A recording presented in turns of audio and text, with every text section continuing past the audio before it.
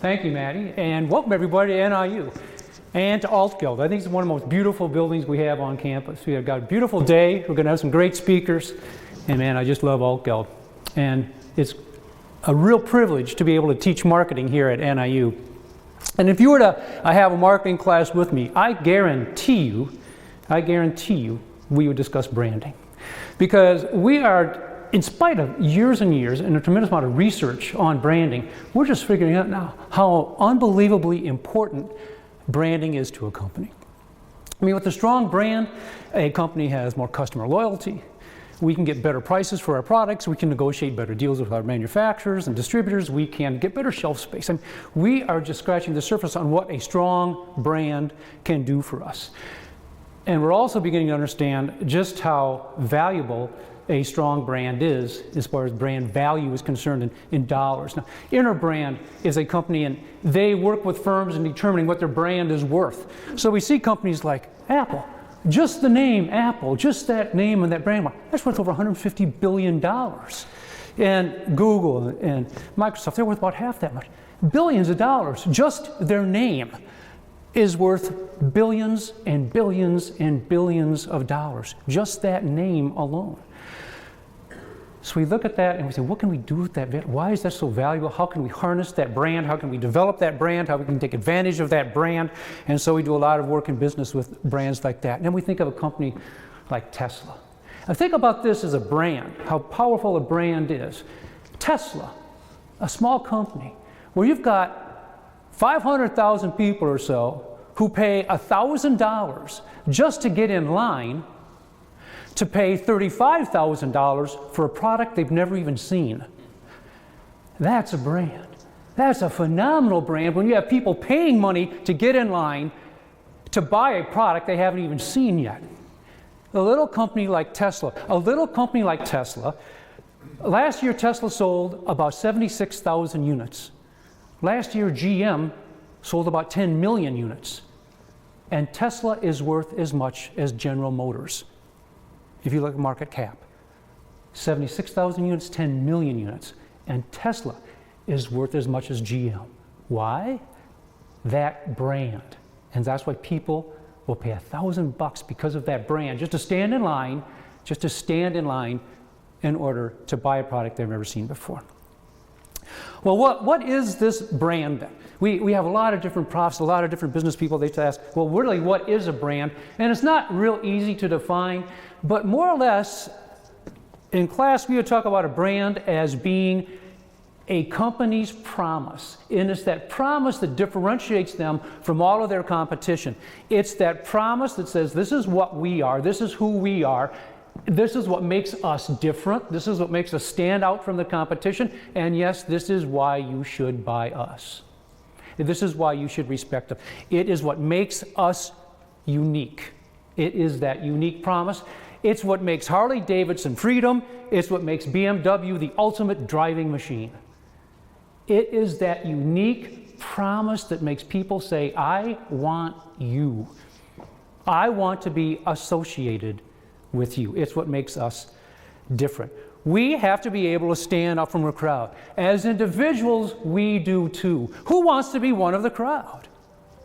Who wants to just be one person that says, I'm just one of the crowd? We can't afford to do that. We have to be unique. We have to be different somehow. And what's going to make us stand out from the crowd? Well, companies like Tesla have figured that out. Companies like Apple have figured that out. But what about people? Do individuals have a brand too? And the answer is most certainly they do.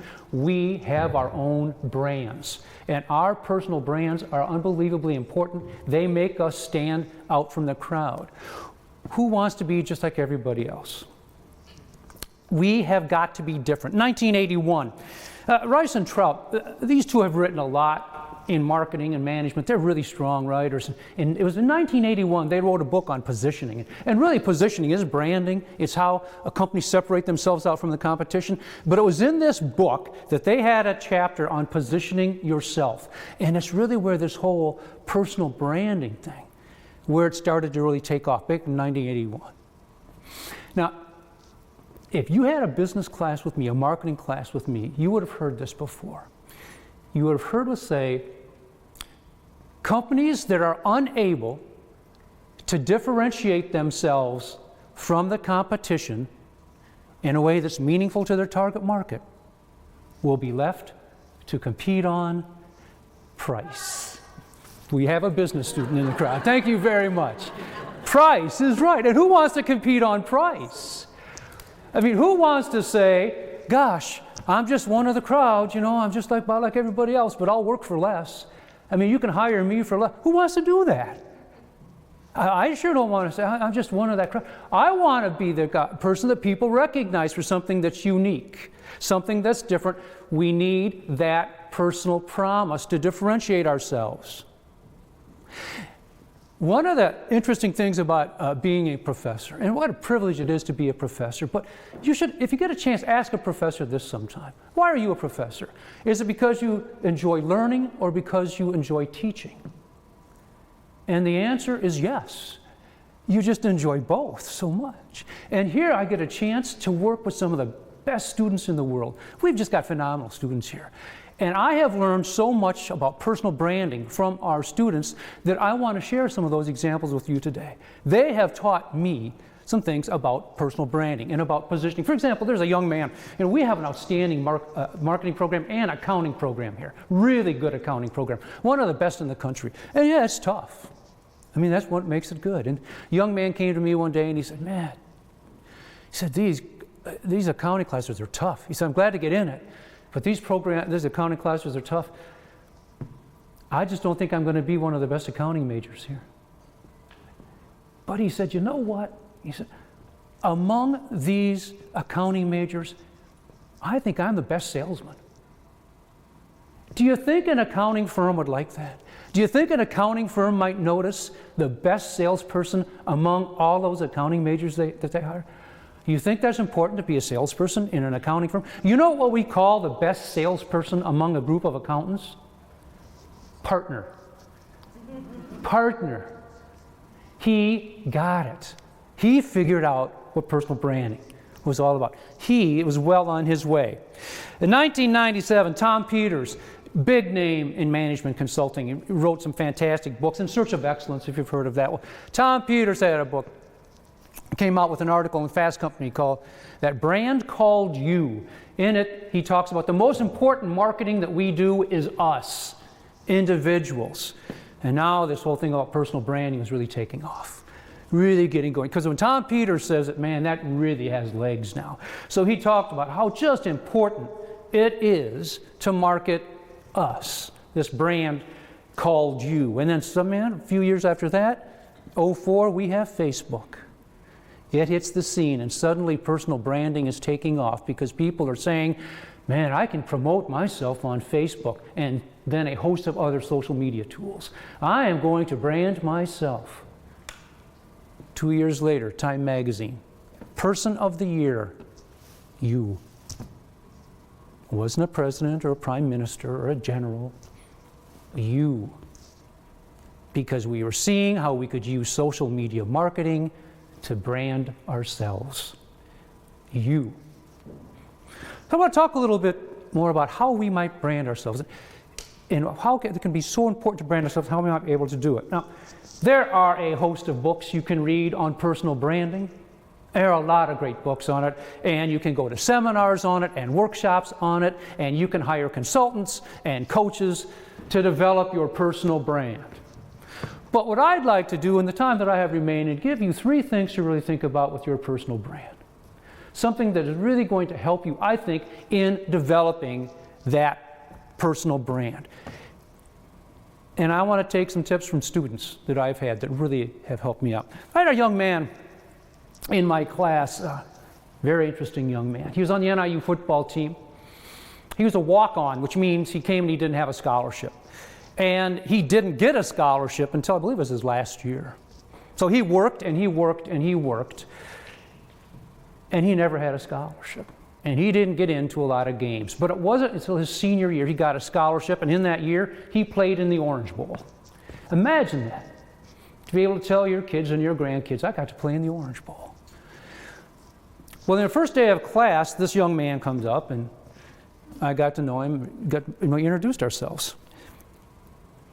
And I also learned that not only was he an outstanding football player, but he became a very good student. In fact, he was such a good student, he carried the colors at graduation. And he was so well respected among his peers that he was on the NIU homecoming court. That's a pretty good brand, wouldn't you say? College football player in the Orange Bowl, carry the colors at graduation, homecoming court. But the thing I remember most about this guy were the first 2 words he said to me, the very first 2 words. Because when I met him, I couldn't help but notice, God, this guy had a hell of a build. And I said, excuse me, would you be on the football team? His first 2 words to me, yes, sir. I don't hear yes, sir very often, okay? I don't hear that very often at all. I'm not in the military. Yes, sir. His first 2 words, I remember those first 2 words, and I always will. Because that's what really separated him out. Oh, right, he was a college football player, great student. Well, all of those things are part of his brand. But those 2 words said, oh my God, what a unique individual this is. Yes, sir. His character, a huge part of his brand. And frankly, it was his character that allowed for all these other things to happen. Very important. When you're looking at your personal brand, you have to ask yourself this, for your first question, who am I? What do I see when I look in the mirror? That's your first question in personal brand. Who am I? What do I see, the good and the bad? And you might ask yourself, well, what aspects about me? In business, we say a company's brand is impacted by every single touch point. That's their products, their services, their salespeople, their advertisements, their Facebook pages, all their social media marketing. Any touch point can have a positive or negative on that brand. The same for you. Any aspect and every aspect about yourself is a part of your personal brand. Any one of those things can develop that brand and separate you from the competition. And yes, any one of those things can have a negative aspect. That includes, yes, the way you look, the way you dress, the way you speak, your education, how you treat other people, how you shake hands. All of these things, any touch point you have can be a pro or a con for that personal brand, and you have to know what that is.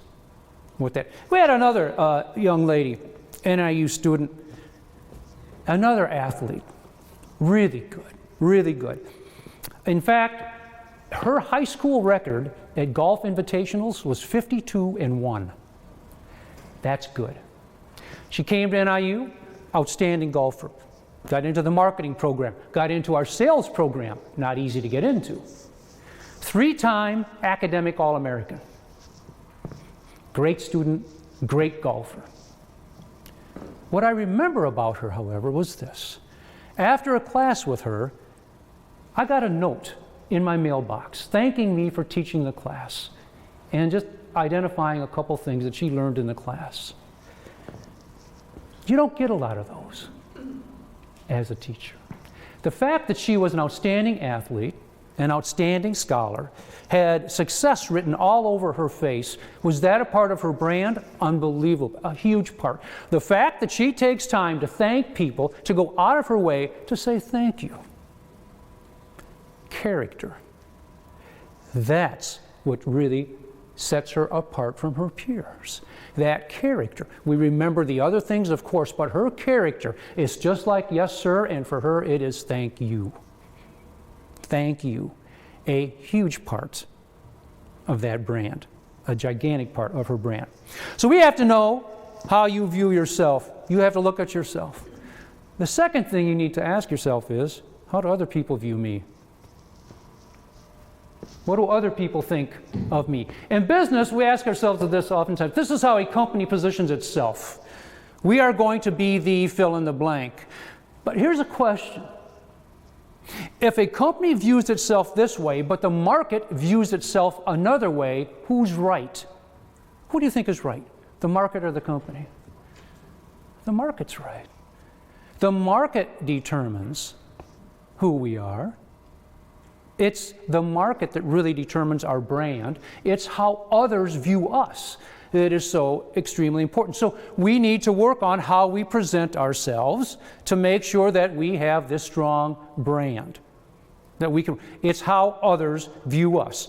So we need to look at what others think about us. Now, there are ways that we can do that. Just like we have tools and instruments that we can better understand who we are. You can do Myers-Briggs or StrengthsFinder or VALS analysis or introversion and extroversion tests or risk aversion tests. We can do a host of inventories to better understand who we are. We can read what color is my parachute. We can do a tremendous amount of things to better understand who we are. That's unbelievably important. What others think of us might be even more important. How others view us. When we look at that, and we ask ourselves, where are the intersection of these two circles? And we want a good overlap. We want people to look at us, to have a similar perspective to us as to what others. We have to look to be similar.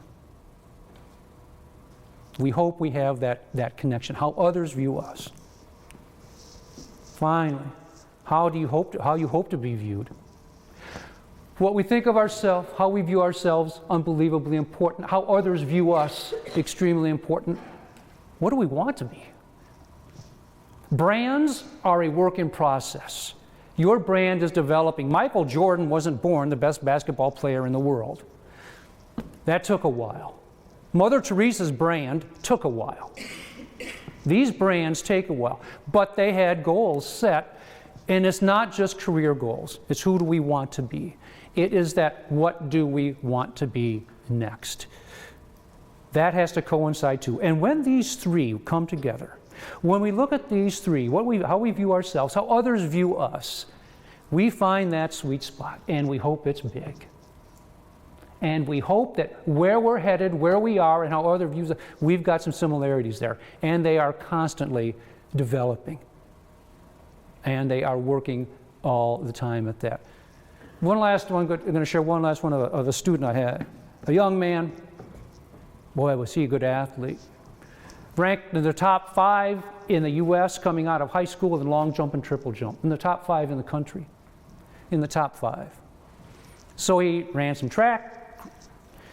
And then he decided to leave that and instead got into bodybuilding. And he became Mr. Universe. So he went from being one of the top in track and field to the top in bodybuilding, came to NIU, and he became one of the top business students at NIU. And then he started his own company. And while he was at NIU, in the first year that his company existed, he had over $400,000 in sales. That's quite an accomplishment. What I remember about him, however, wasn't just those accomplishments. It was the young man who came into my office and said, "Let's have lunch. It's on me. I'd love to meet your sons." A great sense of humor, a phenomenal personality, a great speaker, outstanding character. Remember your character. That's a huge part of your brand. Unbelievable. And it will tie these three things together. So I hope you can find your sweet spot. And I hope it's a big one. And I want to thank all of you for coming here to NIU today. And we're going to have a great time at our NIU TEDx. Thanks for inviting me.